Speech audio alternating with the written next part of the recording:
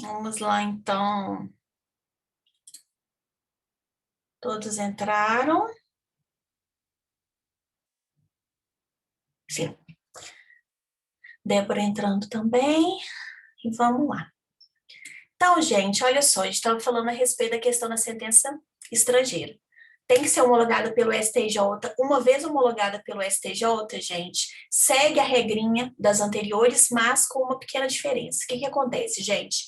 Essa sentença condenatória, tá? Essa sentença condenatória estrangeira que foi homologada aqui pelo STJ, para eu fazer o cumprimento de sentença dela, a competência é da Justiça Federal. Tá, gente? Está lá no artigo 109, inciso 10 da Constituição. Então, vai ser na Justiça, no Juízo Federal, do foro de domicílio do executado, tá? A regrinha que eu vou utilizar especificamente com relação à sentença estrangeira é esta, ok? Alguma dúvida, gente? Tranquilo? Bom, e aí, então, agora que a gente já viu a regrinha lá dos títulos executivos judiciais, estão lá no artigo 516, que é uma regrinha bem simples, né, bem tranquila mesmo. Agora a gente trata, então, a respeito dos títulos executivos extrajudiciais. E no caso de título extrajudicial, professora, qual que é a regrinha que eu vou utilizar, tá?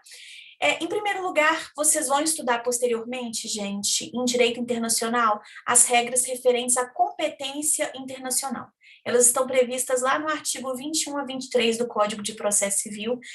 Eu prefiro deixar para quando vocês estudarem direito internacional, né? Que eu acho que faz mais sentido e vocês vão entender melhor, tá? Mas para quem depois tiver curiosidade, dá uma lidinha no artigo 21 a 23 do Código de Processo Civil, que vocês vão ver que existe uma competência concorrente e existe uma competência exclusiva, tá? E aí, vamos então tratar da competência com relação a esses títulos de forma mais prática, tá? Superada, então, a competência internacional, que está lá no artigo 21 a 23, que eu expliquei para vocês aqui, que a gente vai ter uma modalidade em que ela é concorrente, outra que ela é exclusiva. No artigo 23, por exemplo, a competência ela é exclusiva, tá? A gente vai tratar, então, agora da competência de jurisdição, tá? Qual que é a regra com relação a título executivo extrajudicial? Em regra, gente, justiça estadual, tá? Essa é a regra. Só vai ser para a Justiça Federal se, por um acaso, gente, alguns dos sujeitos elencados lá no artigo 109, inciso 1 da Constituição, for parte na ação, ou seja, União, autarquia federal ou empresa pública federal, tá? E aí, nesse sentido, vou dar aqui até um exemplo para vocês. Quando eu fiz estágio, né, na minha época de faculdade, eu fiz estágio no Conselho Regional de Enfermagem, no COREN. E eu fiz estágio lá na procuradoria e a gente fazia execução ali das anuidades que não haviam sido pagas.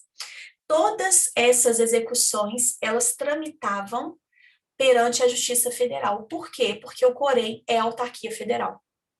Entende? Então, neste caso, nós fazíamos a execução lá na Justiça Federal, tá? Só para ilustrar aqui para vocês, mas em regra, em relação aos títulos executivos extrajudiciais, em regra, o que a gente vai ter é a Justiça Estadual, tá? Ah, mas de qual lugar, professora? O Brasil é muito grande, e aí? E aí, gente, que o artigo 781 te dá aí uma série de opções para que você possa escolher aquela que se encaixa melhor naquele caso que você está tratando, tá? A execução ela pode ser proposta no foro de domicílio do executado, no foro de eleição constante no título, e aí contratos, por exemplo, que são assinados, gente, geralmente tem uma cláusula lá assim, as partes elegem o foro da comarca de Belo Horizonte para dirimir quaisquer questões referentes ao presente termo. Nesse caso, então, a execução deve ser promovida perante a comarca de Belo Horizonte. Por quê? Porque foi o foro de eleição das partes, entende? Então, domicílio do executado, eleição constante no título ou ainda do local onde os bens estão situados. tá? Ah, por que eu posso promover execução aonde estão os bens? Gente, por motivos óbvios, olha só. Se eu estou promovendo a execução de um título executivo extrajudicial, é porque esse título já foi vencido e não foi pago. Eu quero receber. Se a pessoa não me pagar, o que eu vou fazer? Eu vou em cima dos bens dela.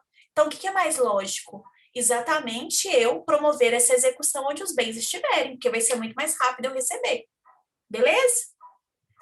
Em segundo lugar, gente, se por um acaso o executado tiver mais de um domicílio, o exequente pode escolher qualquer um dos domicílios para poder promover a ação de execução de título executivo extrajudicial. Então, vamos supor que o executado, ele mora em Belo Horizonte e trabalha em Governador Valadares. Ele tem 2 domicílios, percebem? Eu posso promover tanto a execução aqui em Belo Horizonte, quanto a execução lá em Governador Valadares.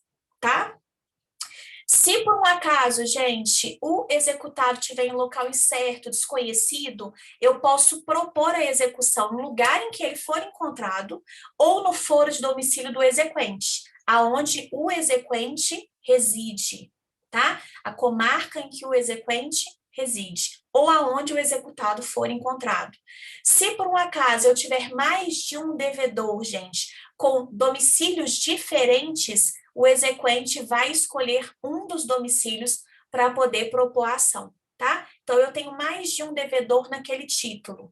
Vamos supor que seja um contrato que foi assinado pela Kelly, pela Débora e pela Meire, ok? E esse contrato ele não foi cumprido. Eu preciso de executar esse contrato. A Débora mora em Belo Horizonte, a Kelly mora em Nova Lima e a Meire mora em Montes Claros. Aonde é que eu vou promover a ação? Eu vou escolher qualquer um dos 3 foros de qualquer uma das executadas e vou promover a execução. Tá? Fica a critério do exequente. Geralmente, gente, a gente promove a execução no foro daquela pessoa que tem mais bens. Lógico, né? E pelo menos você garante ali uma parte, pelo menos, do contrato, do que você tem para receber, tá? Quando a gente fala de execução, gente, o raciocínio é sempre em cima dos bens, tá? Bom, se por um acaso, gente, então eu já falei aqui, mais de um devedor, e pode ser proposta ainda, gente, a execução no lugar em que o ato foi praticado, tá? Ou do fato que deu origem àquele título, mesmo que o executado não more mais naquela determinada comarca. É o que diz, então, o artigo 781 do Código de Processo Civil. Ok, meus queridos? Minhas queridas, né? Ok. Então, agora nós vamos para uma parte da matéria que eu gosto demais, que é a parte referente aí à responsabilidade patrimonial. Eu, particularmente, gosto demais da responsabilidade patrimonial. Acho ela muito, muito legal, tá? Deixa eu só salvar aqui. Professora, só para me acompanhar aqui, qual Claro. aula do sistema? Agora é a aula 3. Eu estava na aula 2. Agora eu estou indo para a aula 3. Tá, só para eu acompanhar aqui, não ficar muito perdido. Agora eu estou indo para a aula 3. Beleza. Uhum. Vamos lá, então. Aí, gente, ó, agora eu tô falando, vou falar para vocês de responsabilidade patrimonial, tá? Primeira coisa, né? Antes de falar de responsabilidade patrimonial, possibilidade de cumular a execução. É possível, gente, que eu cumule execuções, ou seja, que eu tenha mais de um título executivo e promova essa execução de forma conjunta? Sim. O artigo 780 do Código de Processo Civil, ele vai fixar ali algumas regrinhas a respeito da possibilidade de cumulação da execução, tá? Primeira regra, gente, se eu quero cumular a execução, eu tenho que ter mesmo credor e mesmo devedor, tá? Se eu tiver ali, gente, vamos supor que eu tenho vários títulos e os títulos não se comunicam. Por exemplo, a Débora, ela tá me devendo um cheque, a Kelly, ela tá me devendo uma nota promissória e a Meire está me devendo uma duplicata. Eu posso acumular a execução, fazer um processo só contra as três? Não. Por quê? Porque eu não tenho identidade de credor e devedor. Se a Meire, por exemplo, tivesse me devendo uma nota promissória, uma duplicata, tá? E um cheque, aí eu poderia acumular essa execução? Sim, porque eu tenho identidade de credores e de devedores, tá? Se, por exemplo, gente, a Meire e a Kelly, as duas tivessem uma conta conjunta, tá? Nesse caso, é possível, então, eu já fazer uma ação de execução relativa a um cheque contra as duas? Sim. Por quê? Porque existe identidade de credor e devedor, tá? Então, se os títulos eles forem independentes, gente, se não houver relação entre os devedores, não é possível essa acumulação, tá? Então, primeira coisa, primeiro requisito que está tratado lá no artigo 780 é exatamente essa identidade entre credor e devedor. Isso aí é básico, tá? É o primeiro requisito de todos. O segundo requisito, gente, para que haja cumulação de execuções, é a necessidade aí de 2 ou mais títulos executivos extrajudiciais, tá? Então, tem que ter mais de um título executivo extrajudicial. Senão, né, nem se fala aí em, propriamente dito, uma acumulação aí de execuções, tá? Além disso, é necessário, gente, que o juiz ele seja competente para poder processar e julgar todas as execuções. E aí aqui eu vou dar um exemplo para vocês. Vamos supor que a gente tenha um título executivo de uma obrigação de pagar alimentos e uma obrigação de pagar quantia. Vamos supor que o João e a Maria, eles tiveram um relacionamento, tá? E o João, ele pediu alguns cheques emprestados para Maria e não pagou. Tá? Pediu um dinheiro emprestado para Maria, deu um cheque em garantia, melhor dizendo, né? Vou reformular isso. Ele pediu um dinheiro emprestado para Maria, deu um cheque em garantia, não pagou, e quando a Maria foi entrar com o cheque bateu sem fundo. Então, a Maria, ela tem aí um título executivo extrajudicial de pagamento de quantia que venceu e não foi pago pelo João. Além disso, a Maria e o João tiveram um filho e eles firmaram um acordo extrajudicial, tá? Assinado por eles e por duas testemunhas, dizendo que o João teria que pagar a pensão alimentícia para o filho do casal no importe de um salário mínimo. Então, perceba, olha só, o João e a Maria, até então, existe identidade de credor e de devedor? Existe. Existe mais de um título executivo extrajudicial? Sim, a gente tem um cheque e a gente tem um acordo que não foi cumprido. Mas o juiz é competente para poder julgar todas as execuções? Não. A gente vai ter que promover a execução de alimentos, tá? Lá na vara de família e com relação ao cheque, a gente vai ter que promover perante o juiz da vara civil. Então, não é possível acumular essa execução, entende? São requisitos que devem ser somados, tá, gente? Beleza? Tá, professora, eu entendi, assim, mais ou menos. Quer dizer, eu entendi o que a senhora colocou. Mas e aí, como é que fica, então? Vai ter que promover duas ações diferentes, Débora. Uma ação lá na vara de família, visando a execução desse título executivo extrajudicial, esse acordo que foi celebrado pelas partes, com a presença de duas testemunhas e que não foi cumprido por parte do João, tá? Então, ele vai ser executado na vara de família com relação ao valor da pensão alimentícia e a Maria vai ingressar com uma ação de execução de título executivo extrajudicial fundamentada no cheque perante uma vara civil. Serão duas ações distintas, entendeu? Certo, entendi. Porque até então, olha só, até então a gente tinha tudo para poder acumular as execuções, identidade de credor e devedor. Existência de 2 ou mais títulos executivos extrajudiciais. Na hora que chegou no terceiro requisito, que seria identidade aí de juízes competentes para todas as execuções, ou seja, juiz competente para poder ali processar e julgar todas as execuções, bateu na trave. Por quê? Porque um é família e o outro é civil, entendeu? Entendi.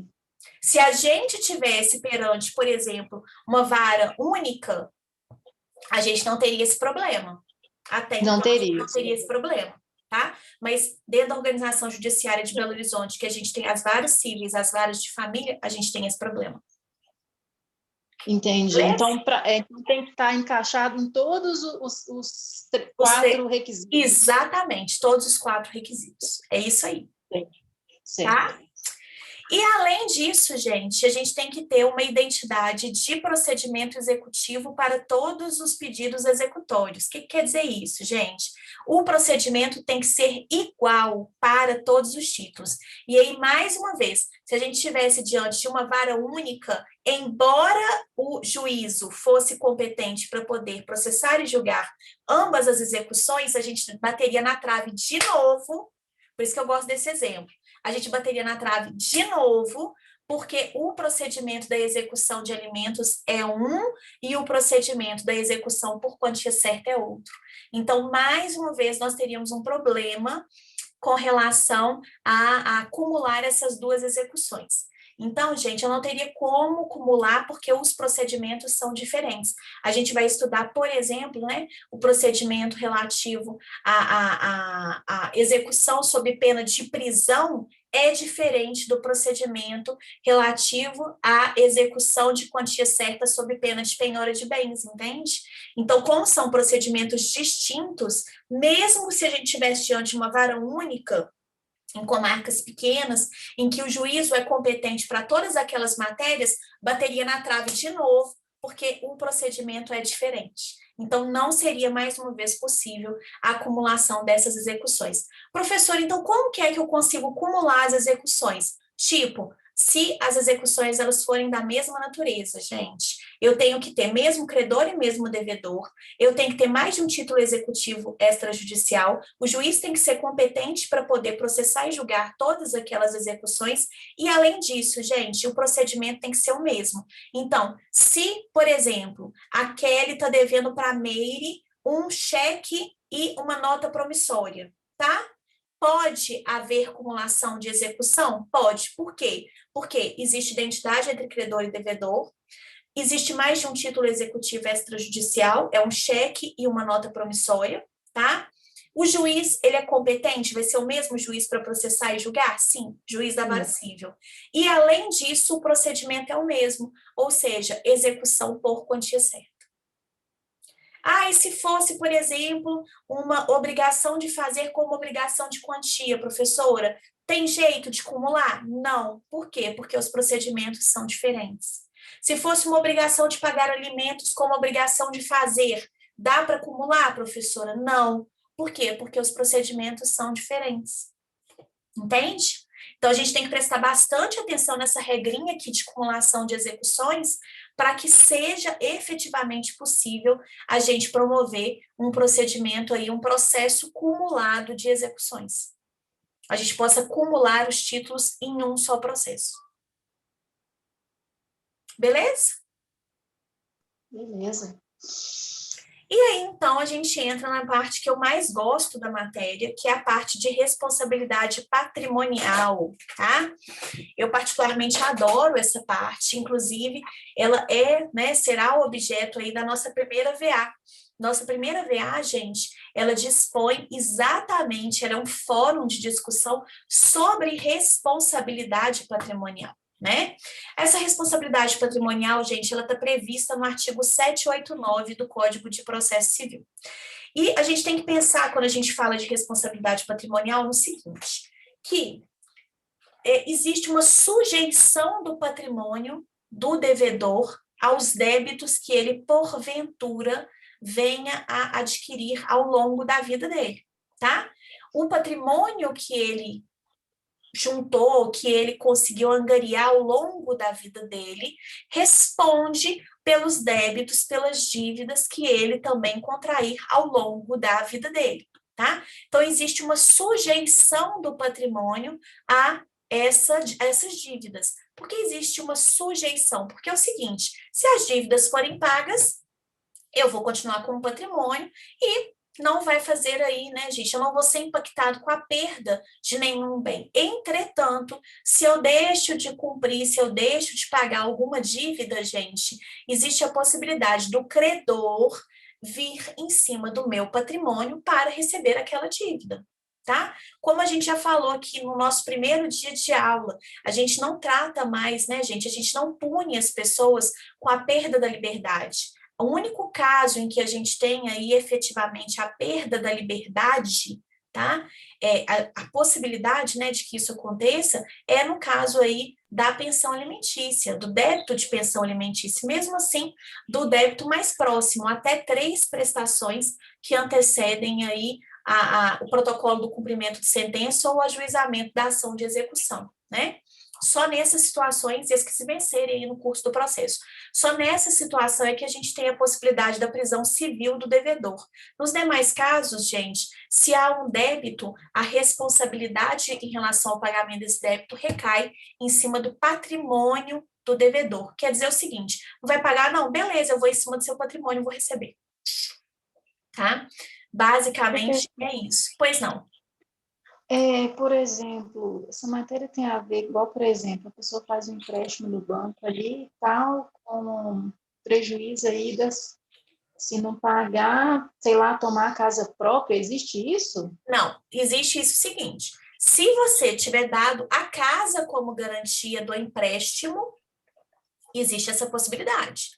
Agora, se você tem sua casa, você simplesmente fez um empréstimo no banco e não pagou e não deu a casa como garantia, a casa ela não foi financiada pelo banco, não há nenhuma garantia, não há nada ligando o banco a essa casa, o banco não pode tomar sua casa não, porque é bem de família, tá? Agora, Certo. se você financiou a casa por um determinado banco, deixou de pagar esse financiamento, o banco com certeza vai em cima da sua casa. Se por um acaso você fez aquilo, né, que essas financeiras elas mostram como se fosse uma solução mágica, né? Empréstimo com garantia real. Vem aqui fazer o seu empréstimo com garantia real. Furada, gente, tá? Furada. Possibilidade de você, por exemplo, perder a sua casa própria é muito grande, porque às vezes os juros é muito alto. Você está com a casa quitadinha, bonitinha, faz um empréstimo e oferece a sua casa como garantia ao pagamento desse empréstimo. Nesse caso, se você não paga, o banco vai em cima de sua casa. Ah, mas é bem de família. Sim, mas você deu como garantia, entendeu, Débora? Isso envolve, entendi, isso envolve também veículos, né? Também. Veículo, na verdade, não necessariamente precisa de ter sido dado como garantia, não, tá? Porque a gente não tem nenhuma proteção especial a veículo. Então, por exemplo, você está com uma dívida no banco, você fez um empréstimo no banco e não pagou. E aí o banco promoveu uma ação de execução contra você. Verificou que você tem um veículo, ele vai mandar penhorar esse veículo, mesmo que esse Ah, veículo não tenha sido dado como garantia a essa dívida, entende? Porque não existe entendi. nenhuma proteção especial ao veículo. Por que que na sua casa existe esse entrave e o banco não pode ir direto na sua casa se você não tiver oferecido a casa como garantia? Exatamente por conta da proteção que a gente tem ao bem de família. Entendi. Era uma Entendeu? dúvida que eu tinha, era uma dúvida que eu tinha, mas interessante, entendi. É bem legal. E aí, gente, a gente vai tratar disso, né, quase que o semestre inteiro, da responsabilidade em cima dos bens, tá? E né, do que pode acontecer se não houver o pagamento de uma determinada dívida, de uma determinada a existência de um crédito e esse crédito não for devidamente pago. E aí, no primeiro dia de aula, no segundo dia, na verdade, quando a gente falou um pouquinho a respeito dos princípios que regem a ação executiva, né, a execução, eu falei para vocês que o devedor ele responde basicamente, em regra, com os bens presentes e os bens futuros. Bens presentes são os bens que ele possui, tá? Naquele momento que ele está sendo executado, né? E os bens futuros são os bens que ele vier a adquirir no curso da ação, tá? No curso da vida dele. E os bens passados, eles podem vir a ser objeto da execução? Podem. os bens passados, eles podem vir a responder pelos débitos do devedor. Uai, professora, como assim? Existem algumas pessoas, gente, que elas querem dar uma desperta, né? Elas querem ser espertas. E aí, o que elas fazem? Elas, às vezes, adquirem dívidas, e adquirem dívidas porque elas têm um patrimônio X. E aí, por isso, elas conseguem aí crédito de uma forma muito tranquila, exatamente porque os credores verificam qual que é o patrimônio que essa pessoa possui e sabendo que ela pode, então, suportar uma execução caso ela não pague, porque ela tem patrimônio suficiente, ela tem uma certa facilidade de crédito, tá? Acontece que existem pessoas que se aproveitam disso. E aí, elas, então, conseguem esse crédito antes mesmo, gente, de serem cobradas, antes mesmo do vencimento da dívida, elas se desfazem do seu patrimônio, tá? De forma a se tornar insolvente. O que que é insolvente, gente? Quando você tem mais dívida do que bem. Isso é uma situação de insolvência. Nossa, professora, sou insolvente, eu também. Viu, gente? Às vezes a gente tem mais dívida do que bem, não é verdade? Essa é a situação da grande maioria da população brasileira, tá? A gente quase que todo mundo aqui é insolvente, não é verdade? A gente acaba tendo mais dívida do que bem, tá? Mas é isso, a insolvência, ela é essa situação, ela é configurada quando você tem mais dívida do que patrimônio, tá? E aí, o que acontece, gente? Se você está numa situação de insolvência, você está numa situação que você não tem bens, né, para poder responder a sua dívida, e você tinha bens e esses bens você se desfez, transferiu para o nome de outras pessoas, vendeu e escondeu o dinheiro, né, colocou o dinheiro na conta de outra pessoa, enfim. Isso pode ser configurado como fraude, tá? No curso de um processo também, isso já está sendo executado. No curso de um processo, gente, de execução, você começa a se desfazer de todo o seu patrimônio, exatamente para poder frustrar a expectativa do seu credor. Vai falar assim: ah, vai receber nada, porque no curso do processo eu vou transferir todo para o nome de outras pessoas. Se isso acontece também, gente, você também pode vir a responder por isso, porque isso também configura fraude. Se por um acaso. Pois não, Débora. Configura fraude, perfeito. No caso, qual que seria a sanção, né, que seria aplicada a essa pessoa? Porque, por exemplo, meu pai, ele fala, né, assim, é pessoal isso e tal, mas eu vou dar um como exemplo. Ele é casado com a minha mãe e tal, e ele fala, sabe? Ele fala, eu não tenho nada no meu nome. Não tenho. Então, polícia bater aí, ou acontecer alguma coisa, vai tentar achar uma coisa, mas não vai achar. Então, como se diz, nem dá nada para mim. Só que aí é aquela coisa, como é que fica isso? Tá, não dá nada para ele, tá, vai achar lá, não tem nada no nome dele, nenhum veículo, nem nada. E Então, aí? Débora, se esses bens em algum momento pertenceram a ele e foram transferidos para outras pessoas, no curso, por exemplo, de uma ação, ou antes mesmo que fosse promovida uma ação, com o intuito de frustrar as expectativas dos credores dele, é possível que a gente resgate esses bens, entende? A grande questão, o grande problema existe quando a operação de compra desses bens não deixa rastro. Tipo, a conta que ele tem, que ele movimenta dinheiro em nome de um laranja, esse laranja saca o dinheiro, vai lá, compra à vista o carro, e esse carro, embora seja dele, está no nome de outra pessoa, entende? Aí entra em uma outra questão. Essa pessoa que está com esse patrimônio, ela tem renda suficiente para poder ter comprado esse patrimônio? Aí começa a investigação, entende? Dentro do próprio processo. Olha, como é que esse patrimônio está no nome dessa pessoa? Ela tem renda? Não, ela é dona de casa.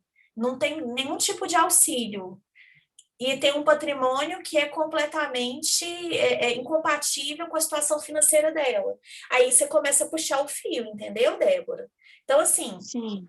é possível descobrir que, na verdade, esse patrimônio que está em nome de terceiros não é desses terceiros? Sim, é possível. Mas você tem que puxar o fio, você tem que achar o fio e começar a puxar, que aí você vai encontrando as coisas. É muito difícil, gente. É claro que tem muita gente que faz isso, tá? Mas é muito difícil você não deixar nenhum tipo de rastro Tô em relação a entendendo, tô esses bens. entendendo. Ou esses bens foram dele e ele transferiu para outra pessoa, ou ele comprou esses bens e colocou no nome dessa outra pessoa, e tem que verificar se a conta que foi retirada esse dinheiro para a compra desses bens era dele, se a conta já estava em nome de um laranja, como é que é essa questão da declaração de imposto de renda desse laranja, porque você tem esse tanto de patrimônio, ele vai ter que justificar de onde está vindo a renda dele, entende?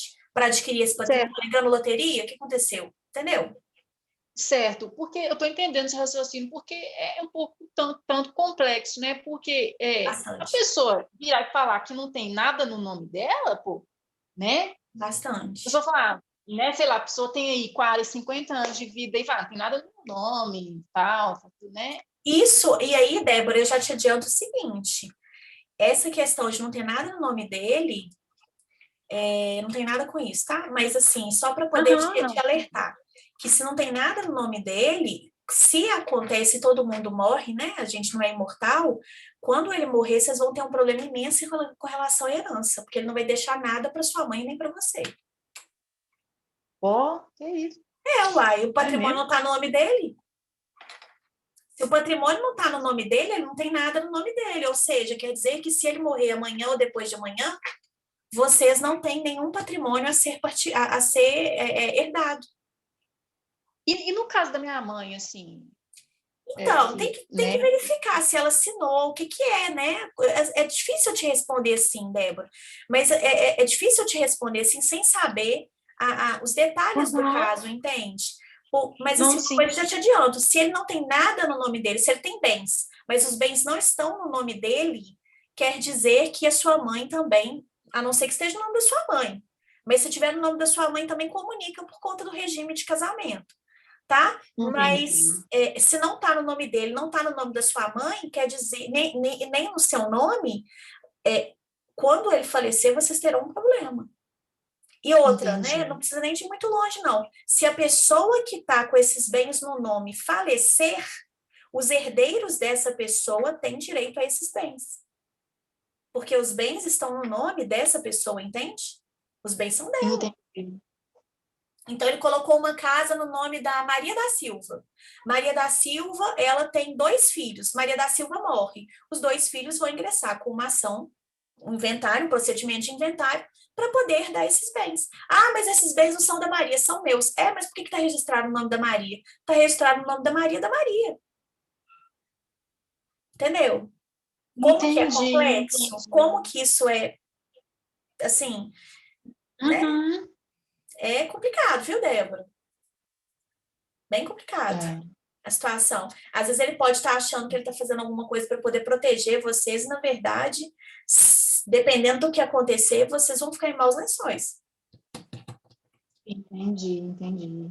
tá? É. Depois conversa com ele direitinho, Uhum. tá Não, bom? beleza. Agora passei por uma consultoria gratuita agora. Tá bom? Brincadeira. Obrigada, professora. Nada. E aí, gente, então, isso configura fraude. Se, por exemplo, eu tenho bens aí que foram penhorados e eu vendo esses bens penhorados, é pior ainda, gente, é a pior coisa que pode acontecer, que é a alienação de bem penhorado. E aí, na próxima aula, eu vou conversar, vou explicar para vocês a diferença entre fraude contra credores, fraude à execução e alienação de bem penhorado. Eu falo que existe uma escadinha da maldade, tá? Eu até coloquei esse arquivozinho lá no SF Web, tem lá, escada da maldade, tá? Por quê? Porque você começa da fraude mais leve de todas, que é a fraude a credores, e aqui necessita para sua comprovação de mais requisitos, que a gente vai tratar dela na próxima aula. A gente sobe o segundo degrau para a fraude à execução, e aí a gente sobe o terceiro degrau, que é a pior de todas, que é a alienação de bem penhorado, tá? Mas aí a gente vai tratar dessas fraudes, então, na próxima aula. Fica de para casa para vocês a necessidade da leitura do item, a partir do item fraude contra credores, tá? Estudem essa parte, a gente vai tratar a respeito dessas fraudes e já vai entrar também na matéria referente a títulos executivos, ok? Mas vai ser bem importante vocês lerem, anotarem as dúvidas de vocês, por quê? Porque essa matéria que a gente está tratando a partir, né, de agora, e que a gente vai tratar de forma mais profunda na semana que vem, vai fazer toda a diferença para que vocês possam realizar o nosso fórum de discussão, que é a nossa primeira VA. Tá bom, gente? Beleza. Um beijo enorme para vocês, ótimo final de semana, tá? Bons estudos, aproveitem a segunda parte que vocês têm aí da minha aula para poder fazer a leitura e o estudo dessas fraudes. Anotem, tem um arquivo lá no SF Web, escrito Escada da Maldade, baixem o arquivo, nós vamos discutir ele na próxima aula, tá? Já podem ler também o artigo 515 e o artigo 784, que diz respeito aos títulos executivos. Beleza? Beleza. Então, um beijo enorme para vocês, gente. Fiquem com Deus, um ótimo final de semana. E até semana que vem. Beijo. Até. Tchau, tchau. Tchau.